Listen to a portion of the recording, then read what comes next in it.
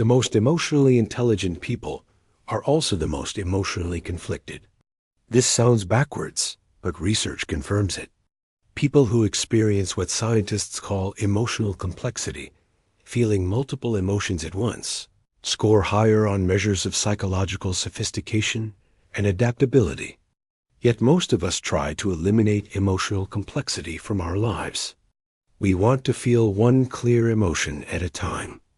Happy or sad, excited or calm, love or anger. But Rumi taught something different. He said emotions are like guests in your house. Joy might arrive with sorrow. Excitement might come with fear.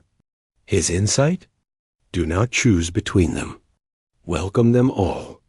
Modern science explains why this counterintuitive approach actually leads to greater emotional balance. Have you ever felt proud and embarrassed simultaneously? Grateful and resentful toward the same person?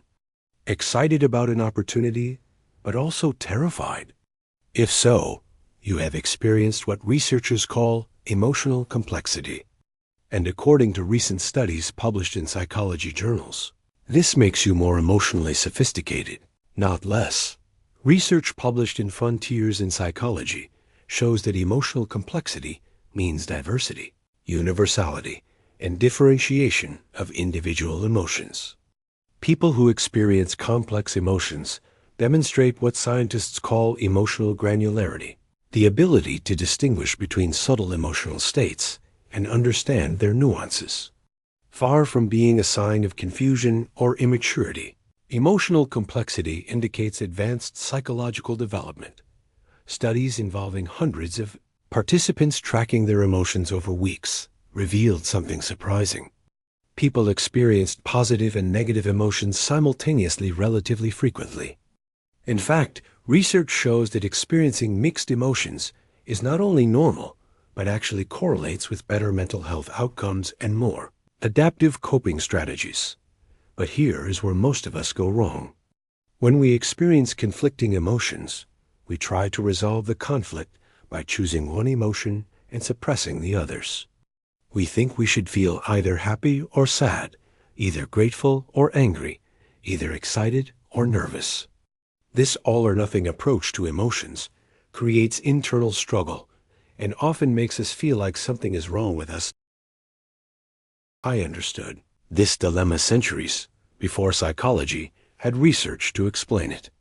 In his famous teaching about emotions as guests, he offers a radically different approach. He suggests that your inner life is like a guest house where different emotions arrive as visitors. Some guests are pleasant and welcome. Others are difficult or even disturbing. But his revolutionary insight was that you should treat all emotional guests with equal hospitality. According to research on emotional complexity, this approach aligns perfectly with what modern psychology has discovered about healthy emotional processing. Studies show that people who try to suppress certain emotions while amplifying others actually experience more emotional instability and lower psychological well-being over time. The research reveals several key findings about emotional complexity that support Rumi's guest house approach. First, people who experience mixed emotions are better at understanding complex social situations.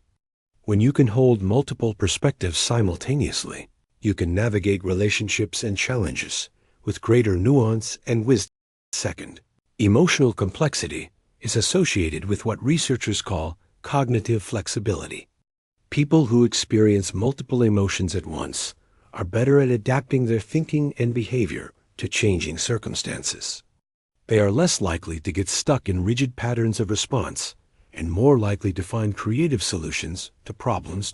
Third, studies show that emotional complexity acts as a protective factor against extreme mood swings.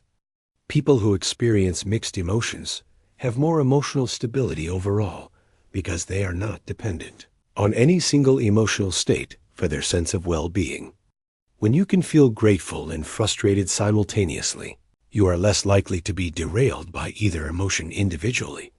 But perhaps most importantly, research demonstrates that people with higher emotional complexity show greater emotional intelligence and empathy.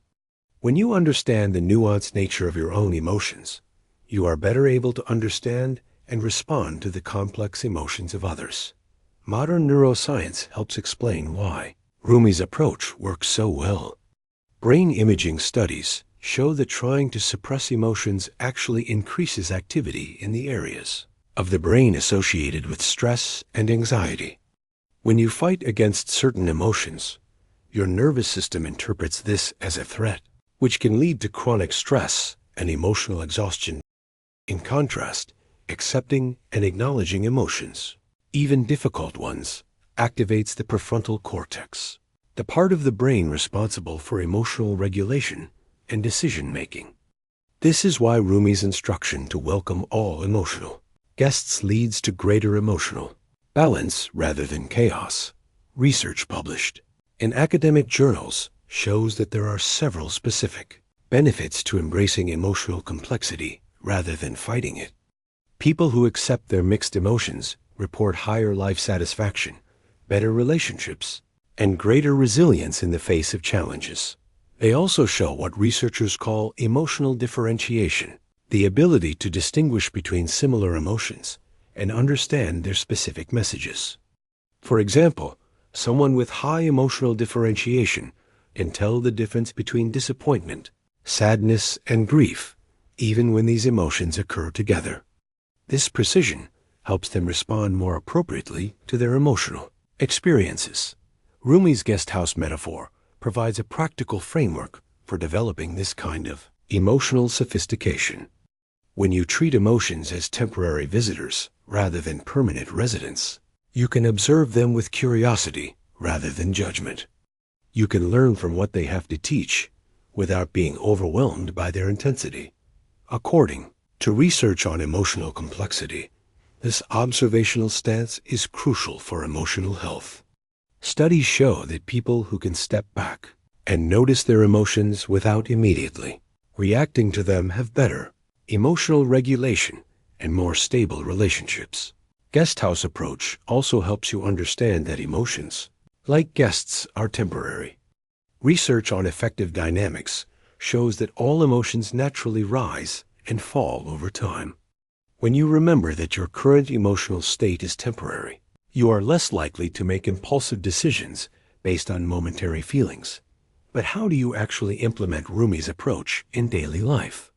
Research on emotional complexity suggests several specific strategies that align with the guest house metaphor. First, practice what psychologists call emotional labeling. When you notice multiple emotions arising, take a moment to identify and name each one. Research shows that simply naming emotions reduces their intensity and helps activate the parts of your brain responsible for emotional regulation. For example, instead of saying you feel bad, you might notice that you feel disappointed about a setback, anxious about the future, and also hopeful about new possibilities. This kind of precision helps you respond to each emotion appropriately, rather than being overwhelmed by a general sense of emotional turmoil. Second, approach your emotions with curiosity rather than judgment. Studies show that people who can observe their emotions with interest rather than criticism develop better emotional intelligence over time. Ask yourself what each emotion might be trying to tell you rather than immediately trying to change or eliminate it. Third, remember that you can feel multiple emotions without having to act on all of them. Research on emotional complexity shows that emotionally sophisticated people can experience anger without becoming aggressive, feel sad without becoming depressed, or experience fear without being paralyzed. The emotions provide information, but you choose how to respond. This is where Rumi's guest house metaphor becomes particularly powerful.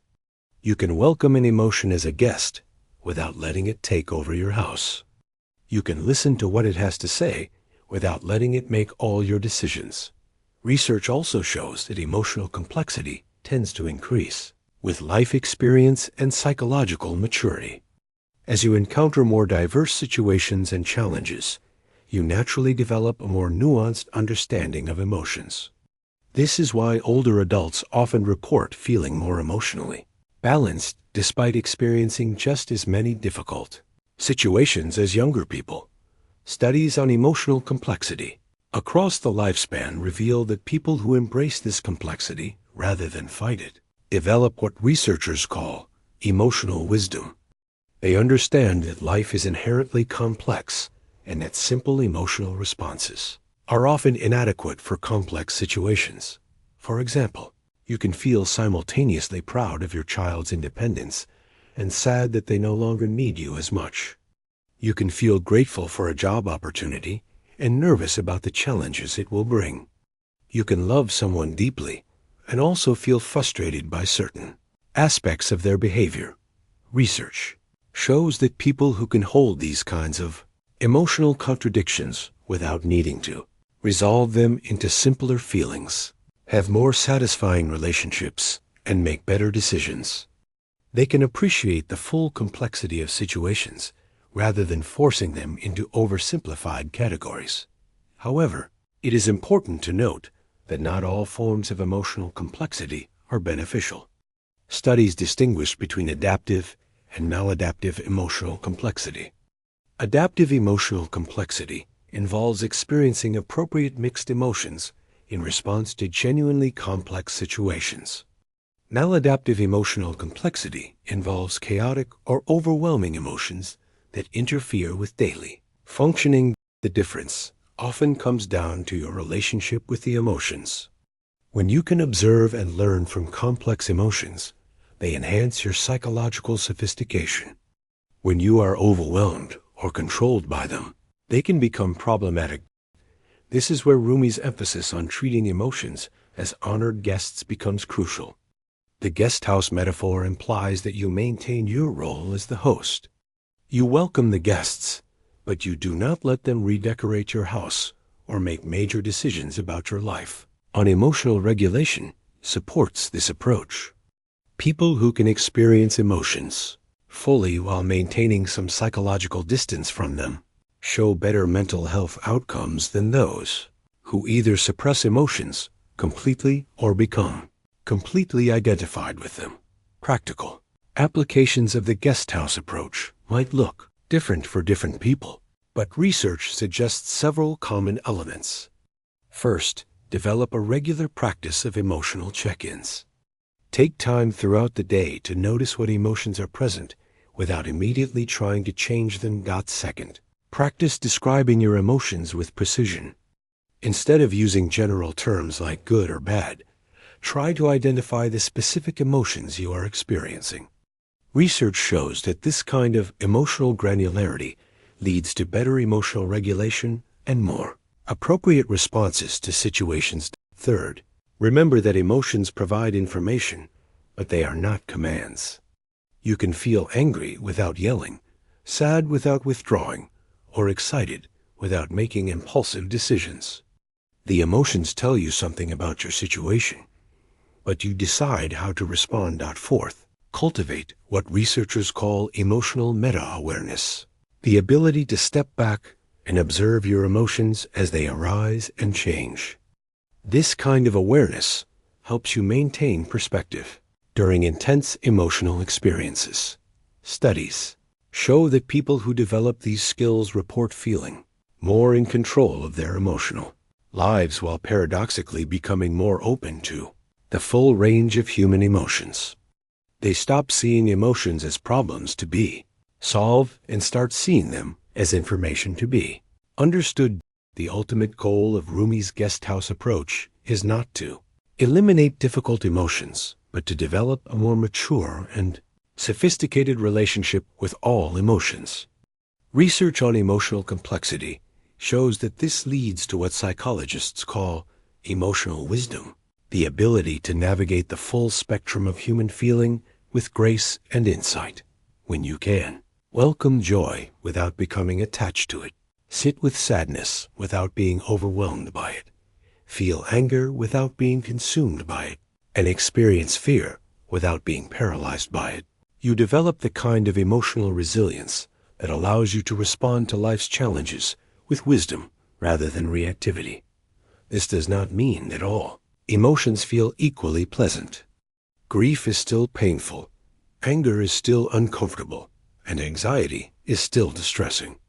But when you approach these emotions as temporary guests with something to teach you, they become manageable parts of a full and complex human experience rather than problems that threaten your well-being. Research consistently shows that people who embrace emotional complexity in this way report higher life satisfaction, stronger relationships, better decision-making abilities, and greater resilience in the face of adversity.